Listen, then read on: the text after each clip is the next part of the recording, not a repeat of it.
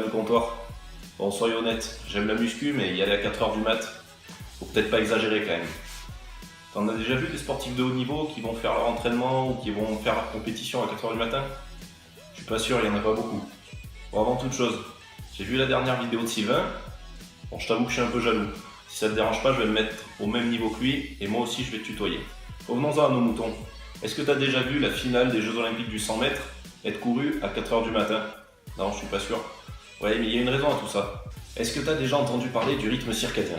Le rythme circadien, ça vient du latin circa qui veut dire autour et dies qui veut dire jour. Donc pour schématiser, le rythme circadien c'est quoi? C'est l'horloge propre au corps humain. Et sur cette horloge, le corps humain a installé des alarmes qui vont enclencher différents processus à différentes heures.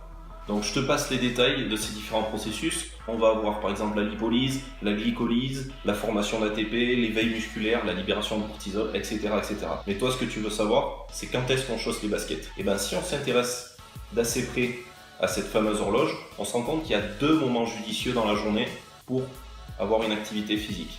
Ces 2 moments judicieux, c'est fin de matinée aux alentours de 11h et fin d'après-midi aux alentours de 18h. Donc je sais ce que tu vas me dire, ouais mais ce rythme circadien là c'est bien beau, mais comment je le régule? Tu le régules pas. En fait c'est un rythme qui est déjà calé via notamment les récepteurs de luminosité et via l'horloge interne de l'organisme. T'as pas à t'inquiéter, la seule chose à laquelle il faut faire attention c'est écouter son corps. Donc lorsqu'on a sommeil, il faut penser à aller dormir.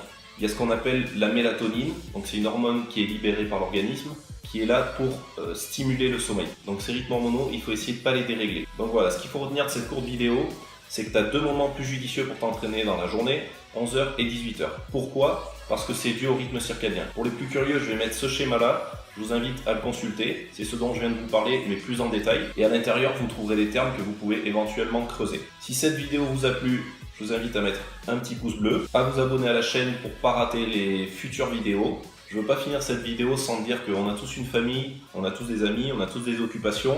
Donc il ne faut pas faire de l'heure de sport une contrainte, mais il ne faut pas non plus que ça en devienne une excuse. Il vaut mieux faire une heure de sport à une heure moins judicieuse plutôt que pas du tout.